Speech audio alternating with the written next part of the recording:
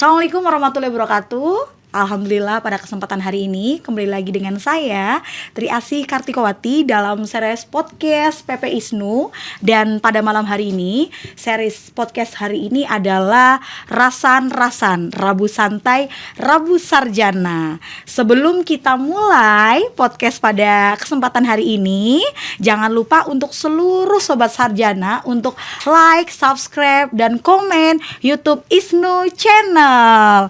Oke, baik Sobat Sarjana di seluruh Indonesia, tentunya ISNU berkomitmen untuk terus memberikan tayangan podcast yang sangat informatif.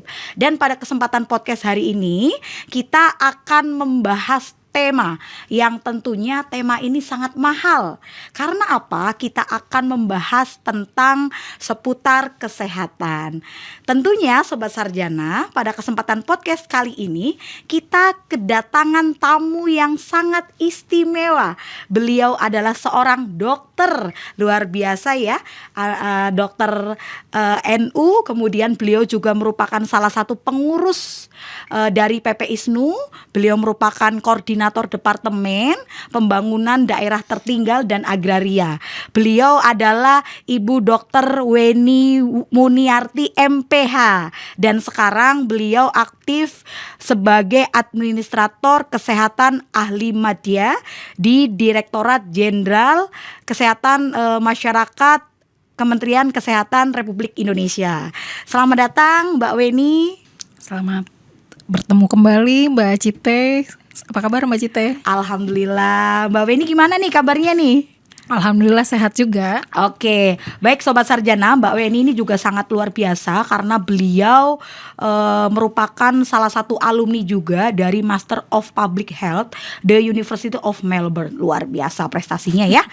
Mungkin Mbak Weni bisa menyapa seluruh Sobat Sarjana di seluruh Indonesia. Kami juga pengen tahu nih apa yang menjadi latar belakang Mbak Weni, Mbak Dr. Weni nih ya, sehingga Mbak Dr. Weni ini memilih bidang kesehatan sebagai jalur aktivitasnya hari ini dan aktivitas pengabdian. Monggo Mbak.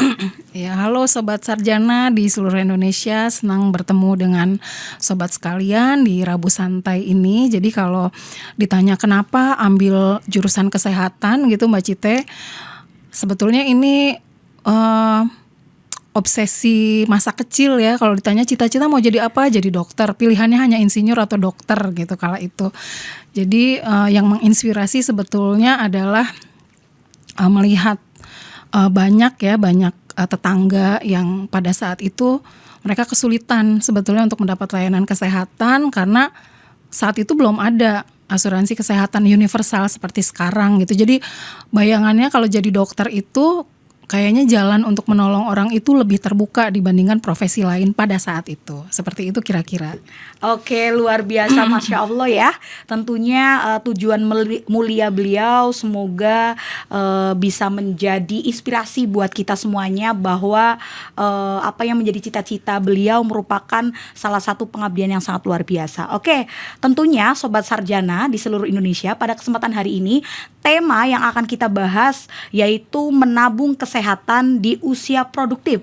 Jangan tunggu sakit untuk kita peduli. Jadi kalau kita bicara mengenai usia produktif, kayak saya nih ya, di umur yang 30 tahun biasanya kan kita menganggap bahwa usia produktif itu kita sebagai generasi muda atau anak-anak itu tidak rawan penyakit. Ternyata banyak sekali nggih Mbak Dokter ya, bahwa kasus-kasus kesehatan yang mana menyerang anak kecil, bahkan para remaja yang hari ini sudah banyak yang cuci darah dan lain sebagainya. Nah, menurut Mbak Weni ini, mengapa kesehatan usia produktif itu sangat penting harus kita bahas? Ya, Mbak Cite dan Sobat Sarjana sekalian, jadi usia produktif itu sebetulnya kelompok usia antara 15 tahun sampai 64 tahun. Jadi bisa dibayangkan di rentang usia yang cukup lebar ini, itu umumnya seseorang itu memikul banyak peran sekaligus, jadi di waktu yang bersamaan. Jadi kalau 15 tahun mungkin itu masa-masa remaja di saat dia mempersiapkan kuliah gitu ya. Kemudian ada sebagian mungkin sudah mulai bekerja gitu. Termasuk untuk dewasa muda, jadi mulai bekerja, membangun keluarga, membesarkan anak, termasuk berperan di tingkat masyarakat. Jadi usia produktif itu seperti waktu-waktu emas, jadi untuk seorang individu maupun kelompok masyarakat, sehingga kesehatan usia produktif ini menjadi krusial gitu. Kira-kira seperti itu. Oke, kalau tadi digarisbawahi bahwa usia produktif itu usia yang sangat emas nih. Akan tetapi ternyata usia yang dikatakan sebagai usia yang emas ternyata sangat dipengaruhi juga pada hari ini tuh persoalan tentang gaya hidup modern, di mana ini membawa tantangan era baru bagi kesehatan masyarakat. Contohnya misalkan nih, di usia yang keemasan ini kita itu biasanya malas bergerak, pola kesehatan yang tidak diatur, pola tidur, bahkan tingkat stresnya tinggi. Nah, itu tentunya sangat mempengaruhi kesehatan gitu Mbak ya. Nah, jadi pertanyaannya adalah apakah benar nih bahwa penyakit ataupun budaya tidak sehat itu identik dengan usia, atau seperti apa Mbak? Menurut Mbak dokter bagaimana? Iya, jadi kalau boleh membandingkan ya Mbak Cite ya 10-20 tahun yang lalu, jadi banyak penyakit kronis. Jadi penyakit kronis itu yang timbulnya butuh waktu lama gitu ya. Jadi banyak penyakit kronis itu identik dengan orang tua. Jadi sementara saat ini Mbak Cite misalnya penyakit kronis itu seperti hipertensi gitu ya, tekanan darah tinggi, atau diabetes mellitus, kencing manis, penyakit jantung, penyakit ginjal. Kalau dulu tuh kesannya hanya orang tua yang bisa menderita penyakit-penyakit tersebut. Saat ini kecenderungan usia lebih muda mendapatkan penyakit tersebut menjadi lebih besar. Jadi kalau dulu kita masih ditanamkan kepercayaan bahwa usia muda itu hampir bisa dipastikan tahan penyakit gitu, saat ini dengan perubahan gaya hidup yang begitu cepat itu faktor resiko untuk mendapatkan penyakit tersebut jadi lebih besar di usia yang lebih muda.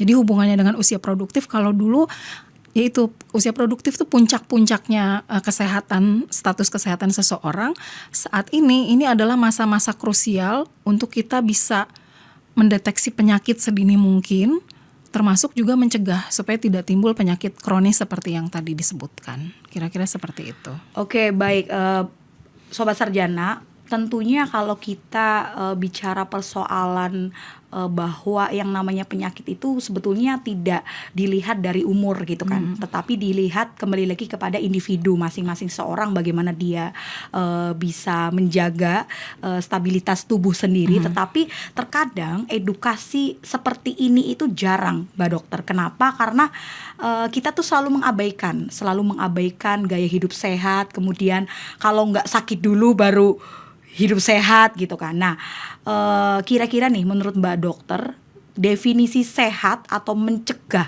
untuk tidak sakit seperti yang tadi sudah dijelaskan secara sederhana itu seperti apa Mbak Dokter? Kalau definisi sehat menurut WHO atau Badan Kesehatan Dunia, jadi sehat itu adalah kondisi sejahtera dari fisik, mental, dan sosial. Jadi bukan hanya tidak ada penyakit, bukan hanya tidak ada kecacatan, tapi dapat berfungsi secara baik. Jadi kondisi sejahtera secara fisik, mental, dan sosial.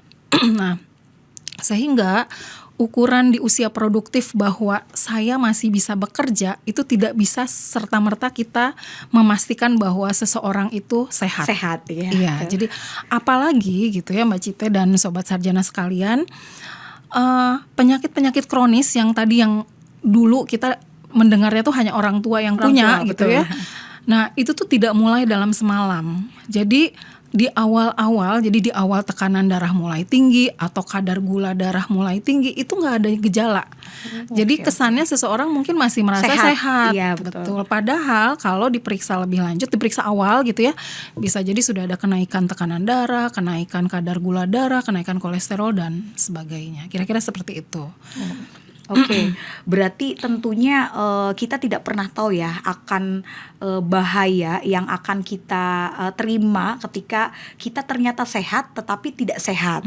Kayak misalkan ada beberapa kali kejadian ya di viral di media sosial bahwa misalkan tingkat stres seorang remaja juga bisa menyebabkan dia itu bisa meninggal dunia. Kayak beberapa waktu yang lalu kan ada seorang remaja yang meninggal di kos akibat asam lambung. Ternyata itu juga terjadi penumpukan Mbak Dokter ya, terjadi penumpukan mungkin sudah lama lama, kemudian ditambah tingkat stres gitu kan, tingkat pikiran. Nah, itu juga tentunya mungkin bisa menjadi catatan untuk kita semuanya Sobat Sarjana, bahwa yang namanya sehat itu harus dimulai dari diri kita sendiri.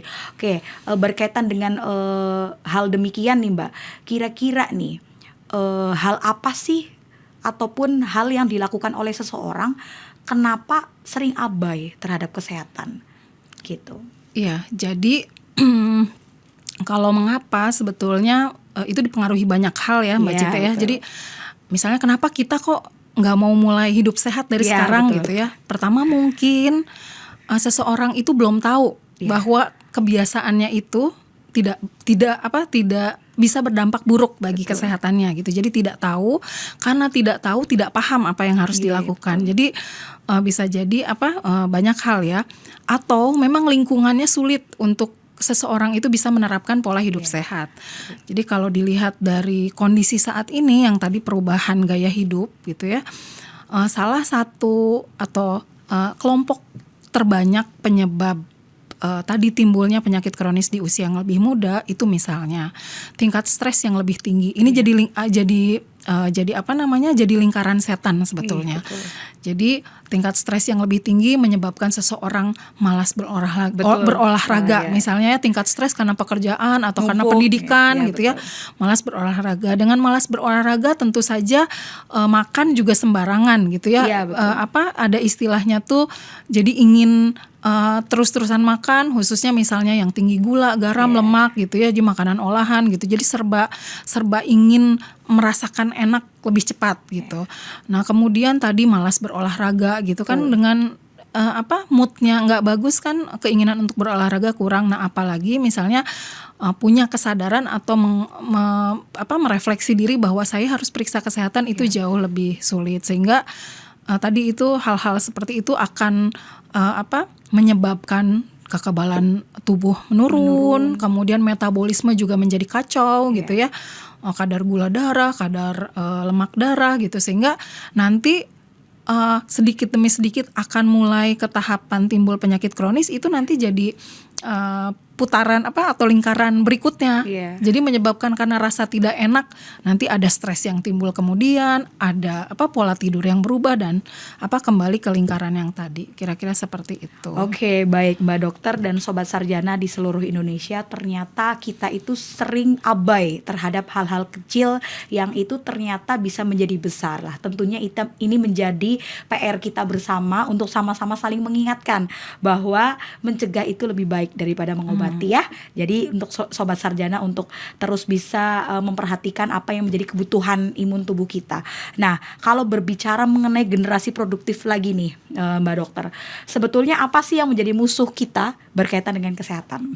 Ya, tadi kalau saya rangkum itu kurang lebih ya Mbak Cite ya, ada 5. Jadi yang pertama pola tidur. Jadi karena saat ini misalnya karena tuntutan pekerjaan, pendidikan ditambah banyak sekali hiburan. Jadi dari gadget bisa mengurangi waktu tidur kita gitu. Jadi itu yang pertama, pola tidur. Yang kedua, aktivitas fisik. Jadi kehidupan sekarang itu kan transportasi lebih mudah, komunikasi lebih mudah. Jadi mengurangi kebiasaan bergerak dibandingkan masa lalu gitu ya. Jadi hiburan juga langsung ada di tangan gitu. Kalau dulu mungkin kita harus berjalan keluar gitu ya. Kalau saat ini semua serba memudahkan kita tetap tinggal di tempat gitu. Jadi pola tidur, pola aktivitas fisik, kemudian makanan. Jadi makanan itu coba Mbak Cite dalam seminggu berapa kali minum kopi, susu, gula aren? Alhamdulillah saya sudah menghindari kopi selama 1 tahun. Oh, alhamdulillah. Berarti Mbak Cite ini role model. Ini ya, anti minuman pemanis gitu. Betul, jadi sudah trauma. Jadi salah satu makanan itu makanan tinggi gula, garam atau lemak, dan makanan olahan itu menjadi salah satu perubahan gaya hidup yang membawa ke pola penyakit kronis di usia yang lebih muda. Jadi pola tidur, aktivitas fisik, pola makan, kemudian kebiasaan merokok. Rokok termasuk rokok elektrik. Jadi kalau ada yang bilang ada rokok elektrik itu lebih sehat gitu ya. Penelitian itu belum ada bukti ilmiah yang menyatakan bahwa rokok elektrik itu lebih aman dari rokok konvensional. Jadi sama-sama beresiko untuk kesehatan. Kemudian yang kelima tentu saja sekali lagi stres yang yang kronis atau stres yang berkepanjangan ini menjadi salah satu pemicu yang menyebabkan tadi timbulnya penyakit kronis di usia yang lebih muda. Jadi pengelolaan stres yang kurang baik itu bisa berdampak pada gangguan metabolisme dan timbulnya penyakit kronis. Oke, luar biasa Mbak Dokter ini apa yang disampaikan ya, bahwa pola tidur dan hal-hal tadi yang udah disampaikan seperti kemudian stres berkepanjangan, pola tidur itu juga mengakibatkan akhirnya kita juga susah untuk bergerak, malas berolahraga gitu kan. Jadi seluruh sobat sarjana di seluruh Indonesia bagi yang susah bergerak mungkin ataupun malas bergerak ya, harus sekarang diupayakan untuk ada waktu untuk bergerak minimal. Kalau yang di Jakarta ini kan dekat dengan banyaknya transportasi publik ya, jadi kita harus diawali dengan bagaimana langkah kaki kita untuk berjalan menuju tempat pekerjaan masing-masing. Nah, ketika saya membaca pengalaman ataupun hal yang sudah dilakukan oleh Mbak Dr. Weni ini, salah satunya kan beliau pernah ngabdi di RSUD Sukabumi, Jawa Barat. Nah, kira-kira dulu pada saat Mbak melakukan proses, karena bagi kita bicara mengenai dokter juga salah satu pengabdian nih Mbak ya. Jadi pada saat di Sukabumi itu apa yang ditangani oleh Mbak yang tentunya itu sangat berkesan ya, ketika mengawal para pasien atau seperti apa, bisa diceritakan kepada seluruh sobat sarjana? Iya.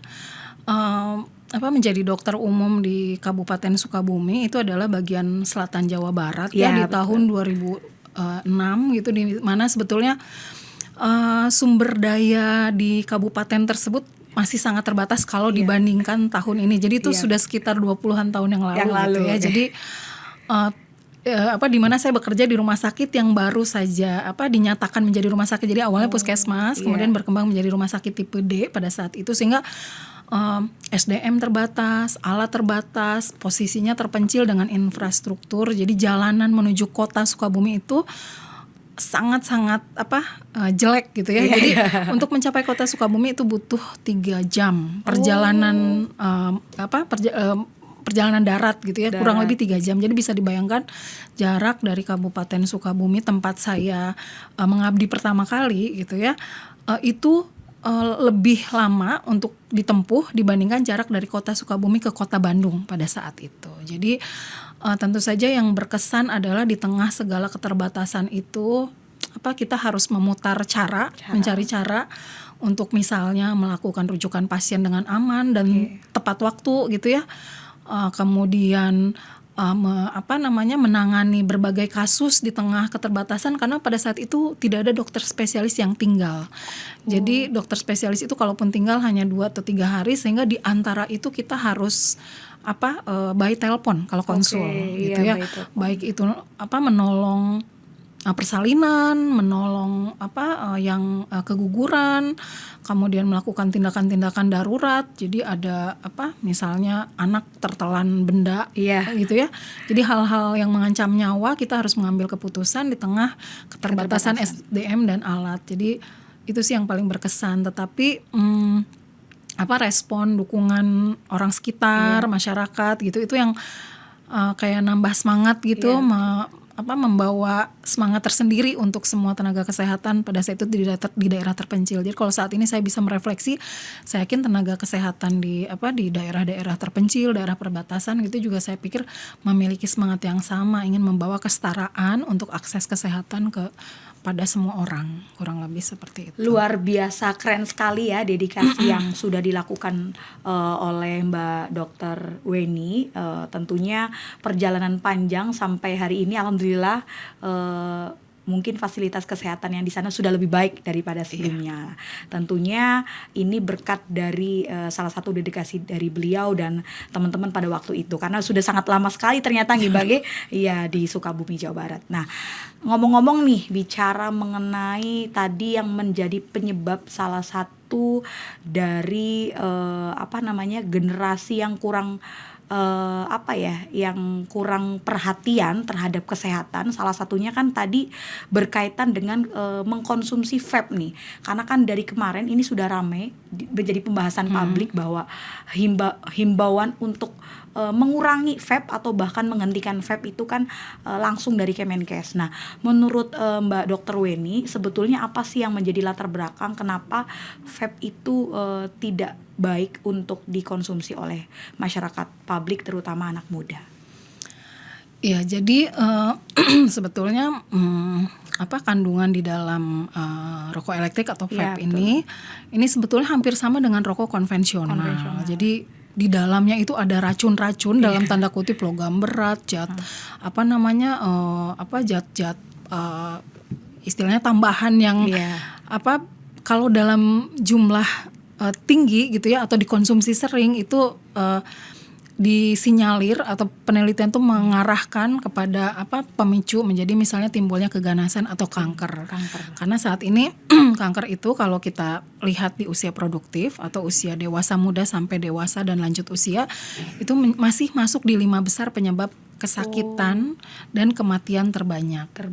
Jadi kalau dulu penyebab kesakitan jadi orang sakit atau masyarakat meninggal itu karena penyakit menular. Kalau dulu. Jadi TBC misalnya diare muntaber gitu ya.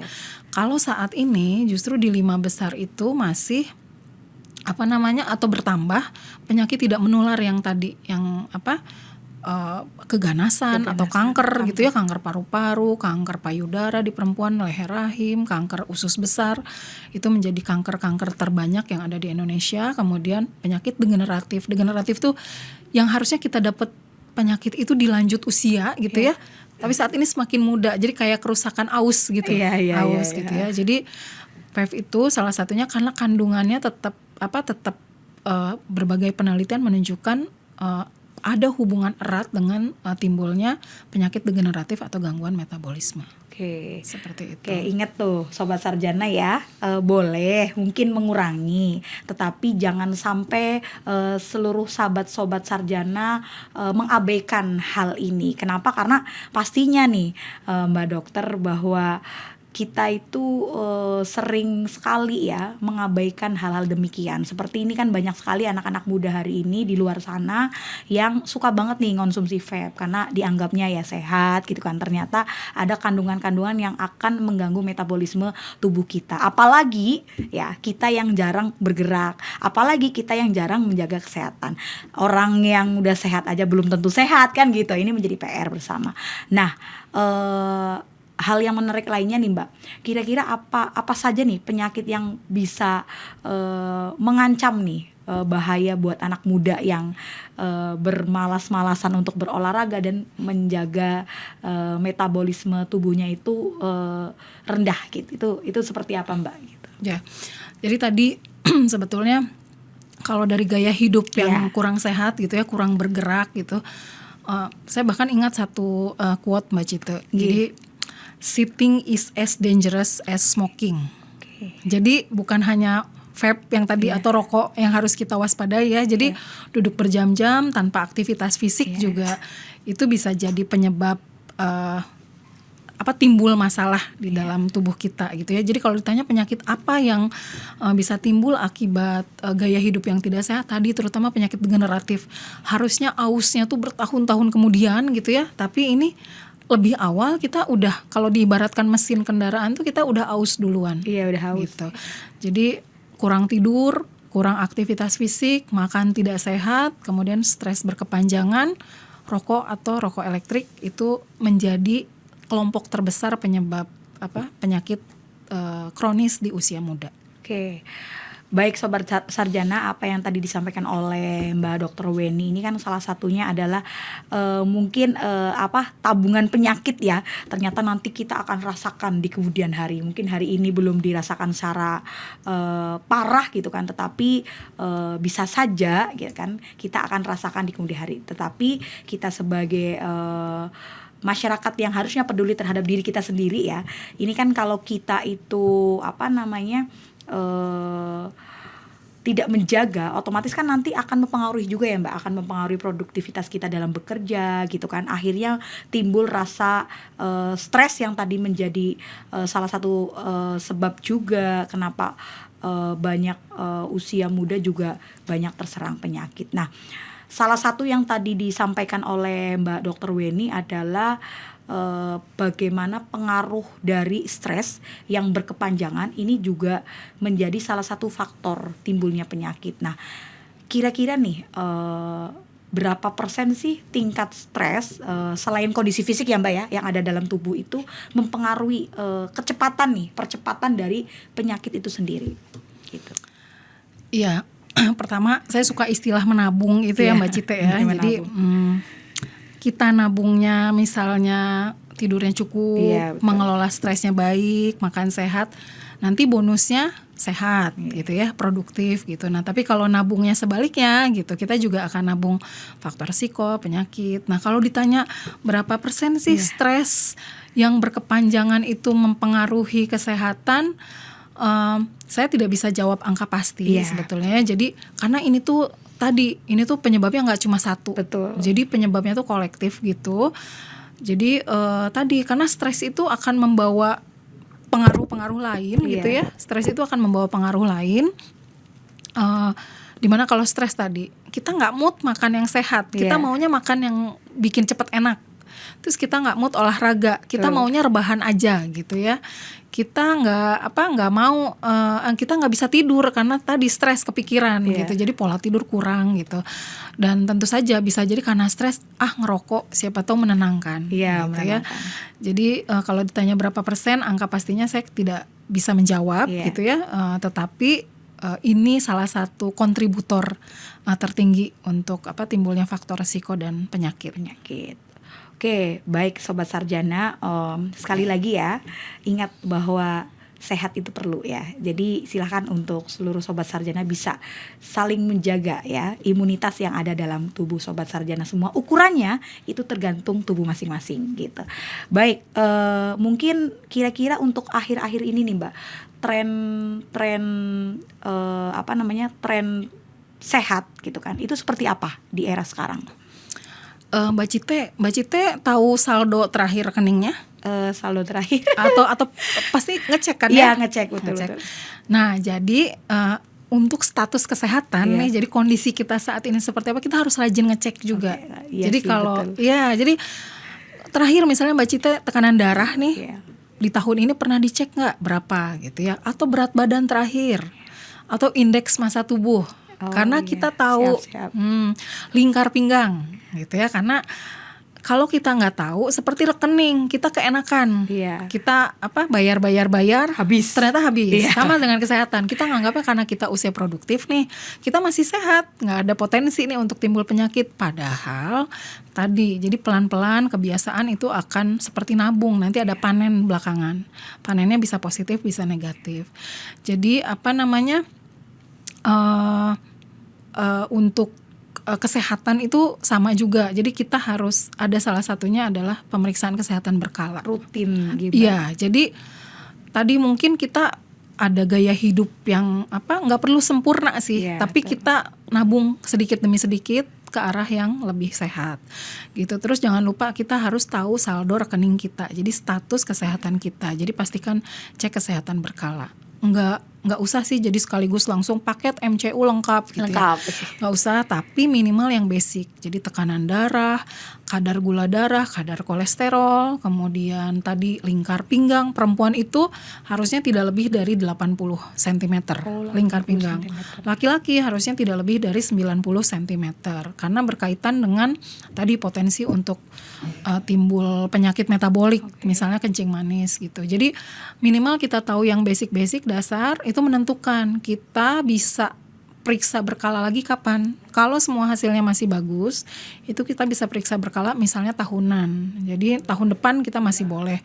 Tapi kalau misalnya ditemukan ada tadi angka-angka yang di luar batas normal, itu nanti kita harus periksa lanjutan gitu. Jadi kira-kira seperti itulah Mbak Cite. Oke, sangat penting nih informasi ini bahwa cek berkala itu penting. Kalau ditanya nih, saya kapan terakhir cek kesehatan? Sepertinya terakhir itu sudah lama, dan terakhir itu detak jantung juga mungkin karena pola tidur ya, Mbak Dokter, yang sangat tipis, akhirnya detak jantungnya itu tinggi karena memang sirkulasi udara kos atau rumah tempat tinggal kita itu dikit. Nah, ini kan penting. Ternyata betul apa yang disampaikan oleh beliau, ini sangat mempengaruhi kinerja tubuh kita nih. Oke.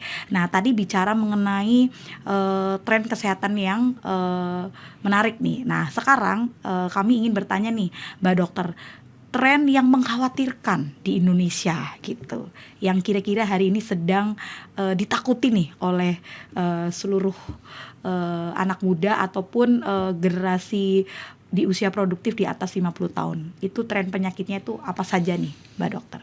Iya, tren penyakitnya terutama itu penyakit tidak menular yang sebetulnya bisa dicegah, gitu ya. Jadi yang penyakit menular yang kalau di awal penyakit itu kita nggak merasakan apa-apa, jadi kita masih merasa sehat, masih merasa produktif. Jadi kita push gitu ya, misalnya bekerja 16 jam sehari gitu ya, karena merasa nggak ada keluhan nih. Padahal bisa jadi gitu. Jadi di usia 50-an itu masuknya udah dewasa, jadi pralansia sebetulnya. Jadi udah dewasa tetapi menuju lansia. Jadi di saat-saat itu sebetulnya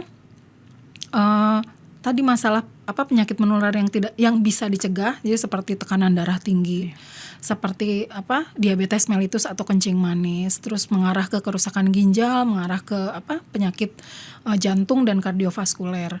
Nah, saya mau menghubungkan dengan tadi pemeriksaan kesehatan berkala, Mbak Cite. Jadi kalau kita rutin periksa berkala, jadi meskipun tidak ada gejala, kita bisa tahu perubahan. Jadi apakah ada kenaikan tekanan darah? Mungkin kenaikan tekanan darahnya ini belum sampai di diagnosis hipertensi atau tekanan darah tinggi. Tapi begitu ada angka di atas normal, itu kita udah harus waspada. Jadi gimana mengelola supaya nggak jatuh ke tekanan darah tinggi. Kalau ada kenaikan kadar gula darah gitu ya, belum sih sampai didiagnosis kencing manis atau diabetes mellitus, tapi kita udah mulai waspada. Gitu. Jadi kalau ditanya apa yang paling menakutkan, apa yang paling bisa dicegah, sebetulnya penyakit menular yang harusnya kita dapatnya itu nanti di usia 70-an ke atas gitu ya, 75, 80, tapi kita dapatnya di usia misalnya 50-an awal, 40-an awal. Atau bahkan di usia muda. Lebih muda lagi ya. Oke, baik Mbak Dokter, ini informasi yang sangat penting, jangan diabaikan ya seluruh sobat sarjana.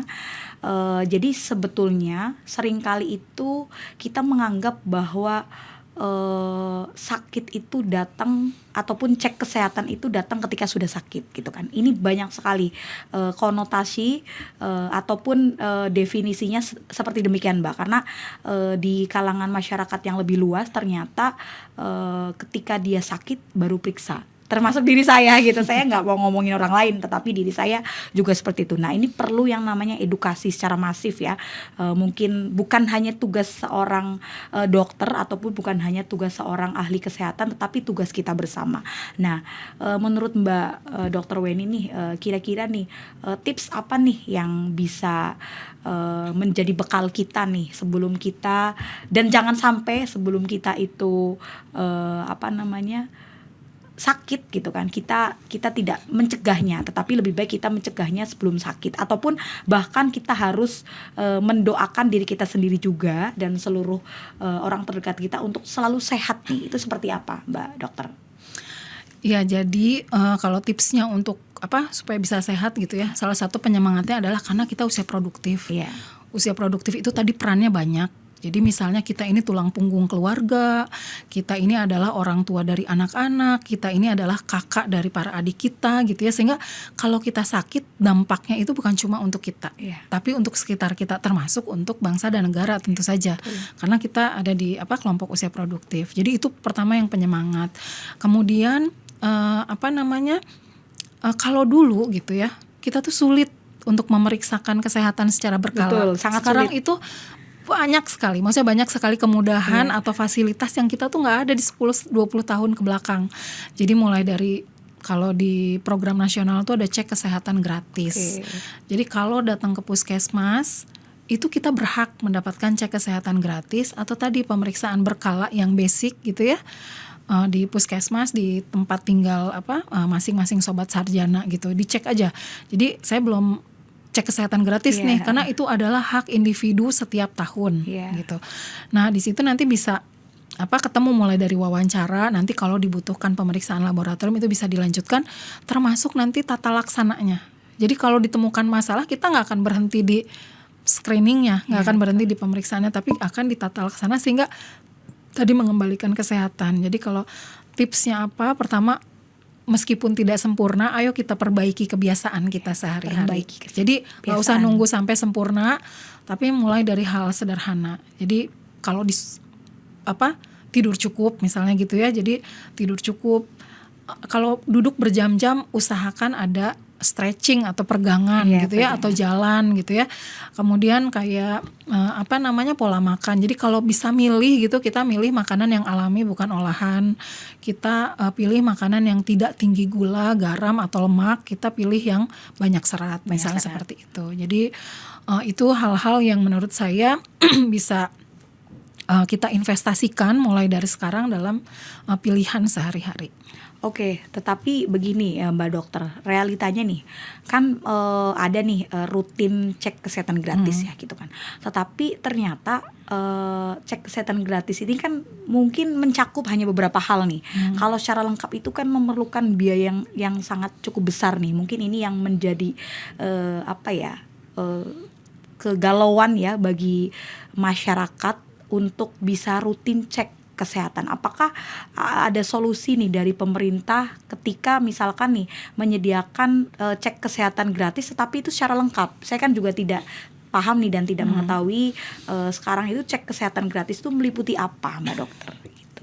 Ya, jadi kalau cek kesehatan gratis yang program nasional itu sebetulnya bertahap dari identifikasi atau deteksi dari tadi kondisi-kondisi yang basic. Tekanan darah, kemudian berat badan, indeks massa tubuh, lingkar pinggang gitu ya, kadar gula darah, kadar kolesterol. Nah, nanti setelah memang kalau ditemukan hal-hal yang di luar batas normal tadi, tentu saja protap berikutnya adalah untuk pemeriksaan lebih lanjut. Jadi baik itu untuk menegakkan diagnosis, karena kalau screening itu lebih ke mana yang punya faktor risiko gitu ya, mana yang yang kemungkinan penyakit, tetapi tentu saja harus dilakukan tes konfirmasi. Nah itu sebetulnya kalau yang program pemerintah saat ini, jadi konsep cek kesehatan gratisnya itu sudah sepaket dengan lanjutan tata laksananya. Jadi kalau dibutuhkan pemeriksaan lanjutan maka ada rujukan. Kalau diperlukan pengobatan dan perawatan maka ada tindak lanjut yang direkomendasikan. Jadi seperti itu. Mungkin kalau saya boleh usul atau boleh. Ya, memotivasi gitu ya. Pastikan sobat sarjana punya asuransi kesehatan. Kalau dulu kan kita terbatas pilihan asuransi kesehatan. Kalau saat ini menurut saya ini salah satu investasi yang kita nggak bisa ini anggap ini pengeluaran bukan, tapi ini investasi untuk masa depan gitu ya. Jadi asuransi kesehatan nasional ini menurut saya salah satu terobosan untuk populasi bangsa kita yang cukup besar. Ini salah satu istilahnya langkah yang berani gitu untuk bisa memastikan setiap orang tuh tidak terhambat atau tidak terhalang untuk akses ke layanan kesehatan. Betul. Gitu. Jadi jangan khawatir ya untuk seluruh masyarakat Indonesia, terus khusus sobat sarjana dimanapun kalian berada, bahwa layanan kesehatan yang disediakan oleh pemerintah ini untuk masyarakat ini sudah sangat terbuka gitu. Jadi jangan khawatir dan jangan takut untuk kita sama-sama untuk mengecek kesehatan secara berkala, walaupun nih tubuh kita rasanya itu sehat, bugar biasa saja, tetapi kita tidak pernah tahu bahaya penyakit itu datang kapan, kita tidak pernah tahu, tidak bisa kita mengukur dari kita yang sudah sehat atau bahkan dari posisi kita itu seperti apa, begitu. Oke, baik Mbak Dr. Weni, mungkin bisa memberikan nih kata-kata motivasi untuk seluruh sobat sarjana di seluruh Indonesia berkaitan dengan kesehatan, karena ini sangat penting sekali bahwa gaya hidup sehat itu tergantung individu masing-masing. Jadi ayo semuanya harus hidup sehat. Monggo Mbak. Ya. Jadi ini sebetulnya rangkuman dari diskusi kita Rabu santai ini gitu ya. Ini bukan hanya untuk Sobat Sarjana dimanapun berada, tapi sebetulnya ini pengingat juga untuk saya. Jadi kita sebagai yang beraktivitas penuh waktu gitu ya, kadang-kadang tantangan untuk kita kadangkala kita tidak bisa menghindari stres, kadangkala kita tidak bisa menghindari kurang tidur, tidak bisa menghindari memilih makanan yang cepat saji gitu ya. Tetapi sekali lagi bahwa kita berkomitmen ketika kita berinvestasi pada kesehatan, kita bukan hanya berinvestasi bagi diri sendiri, tapi kita berinvestasi bagi keluarga dan orang-orang sekitar kita. Kemudian kita juga ingat bahwa kesehatan itu adalah amanah yang harus dijaga. Jadi bukan semata-mata milik kita, tetapi ini titipan yang harus dijaga, sehingga menjaga kesehatan itu adalah wajib hukumnya gitu ya. Jadi mari kita tadi tidak menunggu sempurna bahwa keadaan itu ideal untuk kita menerapkan gaya hidup sehat, tapi kita bisa mulai dari kebiasaan kecil di aktivitas sehari-hari kita untuk memilih gaya hidup yang lebih sehat. Oke, luar biasa quotes atau motivasi yang harus diimplikasikan kepada kita dan seluruh masyarakat Indonesia, khususnya Sobat Sarjana. Jangan pernah abai terhadap kesehatan. Bahwa sahabat ISNU, semoga setelah mendengarkan episode ini kita semakin sadar bahwa kesehatan bukan sesuatu yang dipikirkan ketika kita sakit, tetapi kesehatan merupakan investasi yang sangat mahal harganya. Jadi jangan tunggu sakit dulu untuk kita sehat, karena sesungguhnya tubuh yang sehat adalah modal terbesar untuk kita berkarya, mengabdi, dan menjadi ISNU yang berdaya serta berdampak. Saya Tri Asih Kartikowati dan Mbak Dr. Weni pamit undur diri. Terima kasih sekali lagi Mbak Dr. Weni atas kesempatan waktunya yang sangat luar biasa.